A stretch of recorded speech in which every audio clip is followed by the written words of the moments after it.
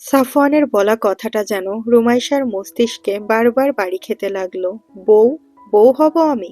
সাফওয়ানের নিজের কানকে যেন বিশ্বাস করতে পারল না রুমাইসা। ঠিক শুনেছে তো ও? এমন অদ্ভুত প্রস্তাব যে সাফওয়ান দিতে পারে তা ঘুণাক্ষরেও ভাবেনি ও। হতবাক হয়ে সাফওয়ানের দিকে চেয়ে রইল রুমাইসা। রুমাইসাকে এভাবে নিজের দিকে তাকিয়ে থাকতে দেখে সাফওয়ান বিছানা থেকে নামতে নামতে নির্বিকার কণ্ঠে বলল, দ্বিতীয়ত তোকে আমার চাই। এরপর একটু বিরতি নিয়ে বলল, এখনই উত্তর দেওয়ার প্রয়োজন নেই। সময় নিয়ে ভেবেচিন্তে উত্তর দিস। তবে উত্তর দিতে যত সময় লাগুক উত্তরটা যেন হ্যাঁ হওয়া চাই। It's not a request, it's an order. Now sleep tight. এরপর যেভাবে এসেছিল সেভাবেই ঝড়ের গতিতে রুম ত্যাগ করল সাফওয়ান। রুমাইসাকে দ্বিতীয় কোনো কথা বলার সুযোগ দিল না। রুমাইসা শুধু সাফওয়ানের যাওয়ার পানে হতভম্ব দৃষ্টিতে তাকিয়ে রইল। সকালবেলা ঘুম থেকে উঠে পড়াগুলোতে আর একবার চোখ বুলিয়ে নিল রুমাইসা। আজকে লাস্ট এক্সাম।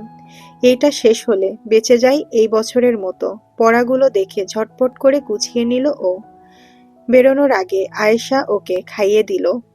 একটাই পরীক্ষা। আজকের আবহাওয়াটা তেমন ভালো না, মেঘ করেছে। দুপুরবেলা হলেও মনে হচ্ছে বিকেলবেলা। 11টার একটু আগে আগে রুমাইসা এক্সাম দেওয়ার উদ্দেশ্যে বাড়ি থেকে বের হলো। শামসুল রুমাইসাকে যশোরগামী সিএনজিতে উঠিয়ে দিলেন। গতকাল রাতে কম ঘুম হওয়ার কারণে চোখ লেগে আসছে ওর। কেমন যেন ক্লান্তি লাগছে প্রচণ্ড। 4 ঘন্টার এক্সাম দিতে দিতে ঘুম চলে আসে কিনা সারা রাস্তা সেটা নিয়েই চিন্তা করতে করতে আসলো রুমাইসা। কলেজ রেখে আরো সামনে গিয়ে মহিলা কলেজ। ইংলিশ ডেপ্টের পরীক্ষা বরাবরই ওখানে হয়। এক্সাম শুরু হওয়ার 15 মিনিট আগে এসে পৌঁছালো রুমাইসা। হলে ঢোকার আগে নিজের ফোনটা বান্ধবী সালিমার বাবার কাছে দিল। তিনি মেয়েকে নিয়ে এসেছেন এক্সাম দিতে। আজ সাফওয়ান কলেজে এসেছে। প্রিন্সিপাল মিটিং ডেকেছেন। উপস্থিত না থাকলেই নয়। মিটিং 3টায়। 2টা 45-এ সাফওয়ান রেডি হয়ে বের হলো। বরাবরের মতোই সুটেড বুটেড হয়ে, মুখে মাস্ক আর চোখে গগলস দিয়ে নিজের মার্সিডিজ বেঞ্জ নিয়ে রওনা দিল কলেজের উদ্দেশ্যে। গাড়িটা কলেজের মেইন গেট দিয়ে ঢুকতেই চারিদিকে গুঞ্জন শুরু হলো। এটা নতুন কিছু না। কলেজে জয়েন হওয়ার পরই যতবারই কলেজে এসেছে ততবারই এরকম গুঞ্জনই চারপাশ থেকে শোনা গেছে। তার প্রথম কারণ সাফওয়ানের মার্সিডিজ বেঞ্জ, আর দ্বিতীয় কারণ তার এইভাবে চোখ মুখ ঢেকে চলাফেরা। ডিপার্টমেন্ট হেডের সাথে দেখা করার জন্য নিজের ডিপার্টমেন্টে প্রবেশ করলো সাফওয়ান। কলেজে পরীক্ষা চলছে, কিন্তু কিছু কিছু স্টুডেন্ট রয়ে গেছে পরীক্ষার্থী ছাড়াও। সাফওয়ান তার ডেপ্টের ক্লাসরুমের সামনে দিয়ে হেঁটে যাওয়ার সময় চারপাশ কেমন জানি নীরব হয়ে গেল, আর ফিস ফিস গুঞ্জনে চারিদিক ভরে উঠল। অনলাইনে ক্লাস নেওয়ার সময় সাফওয়ানের ক্যামেরা অধিকাংশ দিন অফ থাকে। কখনো কখনো ক্যামেরার সামনে আসলেও মাস্ক গগলস পরেই আসে ও। তাই তাকে দেখার কৌতূহল মেটাতে পারে না স্টুডেন্টরা। সে কেন নিজের চেহারা পাবলিক করে না, এটা নিয়েও প্রচুর পরিমাণে ডিসকাশন হয় স্টুডেন্টদের মাঝে। ডিপার্টমেন্টের হেড আজমল হকের কক্ষে ঢোকার পর সাফওয়ানকে সাদরে গ্রহণ করলেন তিনি। সাফওয়ান আহমেদ যে, আসুন বসুন। আপনাকে তো বিশেষ বিশেষ দিন ছাড়া দেখতে পাওয়া যায় না, তাই আমরা সবাই এই বিশেষ বিশেষ দিনগুলোর জন্য অপেক্ষা করি। কথাগুলো বলে হাসলেন আজমল হক। সাফওয়ান ও উনার সাথে তাল মিলিয়ে সৌজন্যমূলক হাসি দিল। অন্যান্য টিচাররাও উপস্থিত ছিলেন সেখানে। সবার সাথে টুকটাক কথা বলল সাফওয়ান। 3টার মিটিং শুরু হতে হতে প্রায় 4টা বেজে গেল। সাফওয়ান যতক্ষণ মিটিং শেষ করে বাইরে এলো, তখন আকাশ পুরো কালো মেঘে ঢেকে গেছে। সাথে বাতাস বইছে। মেঘগুলো উড়ে উড়ে একদিকে গিয়ে জমা হচ্ছে। আকাশের অবস্থা দেখে সাফওয়ান ফোন দিল রুনিয়াকে। রুনিয়া কল রিসিভ করতেই সাফওয়ান উদ্বিগ্ন কণ্ঠে বলল, মা, রিমুর তো এক্সাম চলছে, শেষ হতে 5টা বাজবে। আকাশের অবস্থা তো খুব খারাপ, যে কোনো সময়ে বৃষ্টি আসতে পারে, আর চারিদিকে অন্ধকার হয়ে আসছে। তুমি মামিকে ফোন দিয়ে বলো আজকের রাতটা রিমুকে আমাদের বাড়িতে রাখা যায় কিনা। এই আবহাওয়াতে ও বাড়ি যেতে পারবে না একা একা। রুনিয়া আচ্ছা বলে ফোন কেটে দিয়ে আয়েশাকে ফোন দিলেন। সাফওয়ানের বলা কথাগুলো আয়েশাকে বলতেই তিনি বললেন, প্রয়োজন নেই আপা, এই মেঘে বৃষ্টি হবে না। মেঘ সব উড়ে যাচ্ছে। ও বাড়িতেই আসুক। আর একা একা আসা যাওয়াতে সমস্যা কি? এতকাল তো একা একাই আসা যাওয়া করেছে, কখনো তো সমস্যা হয়নি।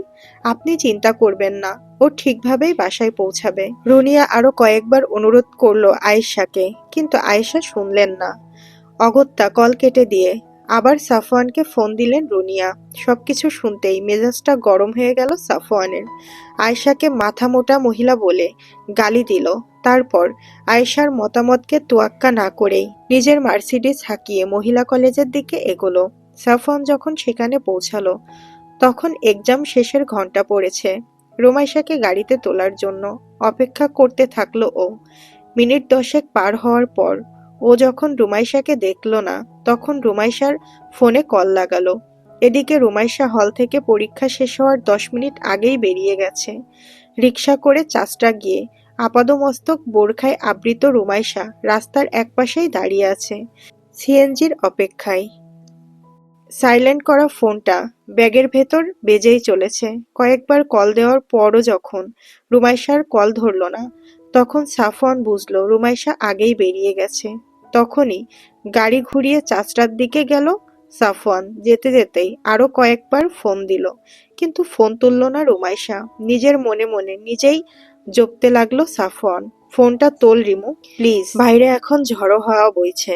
আকাশের মেঘগুলো আর উঠছে না। জমতে জমতে কালো মেঘগুলো কাজল কালো হয়ে উঠল। সাফওয়ান চাস্টার রোডে উঠতেই দূর থেকে দেখলো সিএনজি ছেড়ে দিচ্ছে। বৃষ্টি যে কোনো সময় আসতে পারে ভেবে সিএনজির চালক বেশ জোরেই এগোচ্ছে। সাফওয়ানও নিজের গাড়িতে সিএনজির পেছন পেছন আসতে থাকলো। কিছু দূর আসতেই হঠাৎ করেই সাফওয়ানের গাড়ির ইঞ্জিন বন্ধ হয়ে গেল। সেই সুযোগে সিএনজি অনেকখানি এগিয়ে সাফওয়ানের দৃষ্টির আড়াল হয়ে গেল। এরপর আর কিছুক্ষণের মধ্যেই মেঘ ছেপে ঝমঝম করে বৃষ্টি নামলো ধরায়। সিএনজির পেছনের সিটে এক কোনায় গুটিসুটি মেরে বসে আছে রুমাইশা। তার পাশে দুজন মহিলা বসেছে, আর বিপরীত পাশে বসেছে দুজন পুরুষ। বাইরে বৃষ্টির বেগ বেড়েই চলেছে। কিছু দূর আসার পর মহিলা দুজন নেমে গেল। এরপর আরো কিছু দূর যাওয়ার পর সামনের সিটে বসা লোকগুলো নেমে গেল। গাড়িতে শুধু ওরা তিনজন, আর ড্রাইভার ছাড়া কেউ নেই। ড্রাইভার যত দ্রুত সম্ভব গাড়ি চালিয়ে যাচ্ছেন, কারণ বৃষ্টির অবস্থা ভালো না। মেঘ কমছেই না কোনোভাবে। গাড়ি সারাপোলের মাঠের ভেতরের রাস্তায় এসে দাঁড়িয়ে গেল। গাড়ি দাঁড়ানোতে ভড়কে গেল রুমাইশা। ড্রাইভারকে জিজ্ঞেস করতেই ড্রাইভার বলল, বৃষ্টির কারণে সামনে কিছু দেখা যাচ্ছে না আপা। মাঠের ভেতরে এসেছি বলে বৃষ্টির বেগ আরো বেশি মনে হচ্ছে। এই অবস্থায় গাড়ি চালালে দুর্ঘটনা ঘটে যাবে। বৃষ্টির বেগ একটু কমলে গাড়ি ছেড়ে দেব। চারিদিকে অন্ধকার হয়ে এসেছে। মাগরিবের আজান দিয়ে দেবে আর আধা ঘন্টার মধ্যেই। রুমাইশার ভয় করতে লাগলো ভীষণ। বিপরীত পাশে বসা লোক দুটো কেমন কেমন করে যেন তাকাচ্ছে। নিজের সিটে আরও একটু জড়সড় হয়ে বসলো রুমাইশা। নিজের ভেতরের ভয়টা ওদেরকে বুঝতে দিল না। কিছুক্ষণ পর সামনের দুই ব্যক্তি একজন এসে বসে পড়ল রুমাইশার পাশে। চমকে তাকালো রুমাইশা, মতলব কি এর? আমার পাশে এসে বসেছে কেন? মনে মনে ভাবলো ও। প্রথমে একটু দূরত্ব নিয়ে বসলেও আস্তে আস্তে রুমাইশার কাছে সরে আসতে লাগলো লোকটা। রুমাইশার গলা শুকিয়ে আসলো। একবার ভাবলো সামনের সিটে গিয়ে বসবে। দোনমনা করতে পাশের লোকটা আরো একটু সরে এসে রুমাইশার গা ঘেঁষে বসলো। এবার আর রুমাইশা দেরি করলো না, নিজের সিট থেকে উঠে দাঁড়ালো সামনের সিটে গিয়ে বসার জন্য। কিন্তু গাড়ি থেকে নামতে যাওয়ার সময়ই রুমাইশার হাত ধরে ফেলল লোকটি। এ কি, আপনি আমার হাত ধরেছেন কেন? ছাড়ুন বলছি, এক্ষুনি ছাড়ুন, উঁচু গলায় বলল রুমাইশা। কিন্তু লোকটা হাত ছাড়ল না। বৃষ্টি রকমের একটা হাসি দিয়ে বলল, এত বৃষ্টির মাঝে গাড়ির বাইরে গেলে তো ভিজে যাবা জান, আর ঠান্ডা লেগে যাবে তোমার। এখানেই বসো, তোমাকে গরম করে দিব। লোকটার কথা শুনে গা ঘিনঘিন করে উঠল রুমাইশার। এক ঝটকায় হাতটা ছাড়িয়ে নিল ও, কিন্তু তাতে পার পেল না। হঠাৎ করেই রুমাইশাকে জাপটে ধরল লোকটা, আর তার সাথে দ্বিতীয় লোকটাও যোগ দিল। ঘটনার আকস্মিকতায় প্রচন্ড পরিমাণে ভয় পেল রুমাইশা। শরীরের সমস্ত শক্তি দিয়ে চিৎকার দিল লোক দুটোর নোংরা হাত থেকে নিজেকে বাঁচানোর জন্য। যেভাবে পারল হাত পা চালাতে থাকলো, কিন্তু তাদের সাথে পেরে উঠল না। ড্রাইভার নেমে এলো পেছনে কি হচ্ছে দেখার জন্য। এমন অবস্থা দেখে ড্রাইভার বাধা দিতে গেলেই দ্বিতীয় লোকটা এসে ড্রাইভারের নাক বরাবর একটা ঘুষি মেরে দিল। ঘুষির তোড়ে হ্যাংলা পাতলা ড্রাইভারটি পড়ে গেল মাটিতে। তারপর রুমাইশার চিন্তা না করেই নিজের প্রাণ বাঁচানোর দায়ে ছুটে পালালো। সমানে চিৎকার করে কান্না করে যাচ্ছে রুমাইশা, আর নিজের সম্ভ্রম বাঁচানোর জন্য আপ্রাণ চেষ্টা করে যাচ্ছে। কিন্তু ফাঁকা মাঠের ভিতর এই ঝুম বৃষ্টির মাঝে অসহায় রুমাইশার সেই চিৎকার কারোর কানে গেল না। প্রথম লোকটা ইতিমধ্যে রুমাইশার হিজাব খুলে ফেলেছে। বোরখার ভেতর দিয়ে কোমরের কাছের সালোয়ারের মুখে হাত বাড়াতে যাবে, সেই মুহূর্তেই বুলেটের গতিতে একটা মার্সিডিজ বেঞ্চ এসে প্রচণ্ড বেগে ধাক্কা দিল সিএনজির পেছনে। সিএনজির ভেতরে হুবড়ি খেয়ে সামনে পড়ল প্রথম লোকটা। দ্বিতীয় লোকটা সিএনজির ভেতরে পেছনের দিকেই দাঁড়িয়েছিল। গাড়ির ধাক্কায় প্রায় 1/3 এসে লাগলো সেই লোকটির গায়ে। গুরুতর জখম হলো দ্বিতীয় লোকটা। প্রথম লোকটির থেকে ছাড়া পেয়েই হিজাবটা এক হাতে আর ব্যাগটা এক হাতে নিয়ে কাঁদতে কাঁদতে গাড়ির ভেতর থেকে দৌড়ে নামলো রুমাইশা। নেমেই দেখলো সাফওয়ানের বিশালাকার শরীর নিয়ে ওর সামনে দাঁড়িয়ে আছে। সাফওয়ানকে দেখে যেন প্রাণ ফিরে পেল রুমাইশা। হাউমাউ করে জড়িয়ে ধরল সাফওয়ানকে। কিন্তু সাফওয়ানের সেদিকে কোনো ভ্রুক্ষেপ নেই। ও চোয়াল শক্ত করে হিংস্র দৃষ্টিতে তাকিয়ে আছে ওর সামনে থাকা লোক দুইটার দিকে। রুমাইশার দিকে তাকিয়ে ওর মুখটা নিজের দিকে তুলল সাফওয়ান। হাঁপাচ্ছে রুমাইশা, হিচকি উঠে গেছে ওর, চোখ দুটো লাল হয়ে গেছে। ঝুম বৃষ্টি ভিজিয়ে দিচ্ছে ওকে। গাড়ির ড্রাইভিং সিটের পাশের সিটে দরজা খুলে রুমাইশাকে বসিয়ে দিল সাফওয়ান। তারপর শক্ত গলায় বলল, আমি আসছি। ভেজা বোরখা খুলে ফেল, নইলে আবার জ্বর আসবে। আর যাই হয়ে যাক না কেন, বাইরে তাকাবি না, বুঝেছিস? রুমাইশা কাঁদতে কাঁদতেই ওপর নিচে মাথা নাড়ল।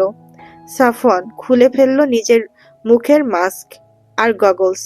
তারপর গেল নিজের গাড়ির পেছনের দিকে। লোক দুটো ততক্ষণে সামনে ছুটেছে। সাফওয়ান তোর জ্বলজ্বলে চোখ দুটোর দিকে তাকিয়ে দেখল সেদিকে। এই মুহূর্তে ওর মুখে একদমই অন্যরকম হাসি ফুটে উঠল, যে হাসি আগে কখনোই কেউ দেখেনি।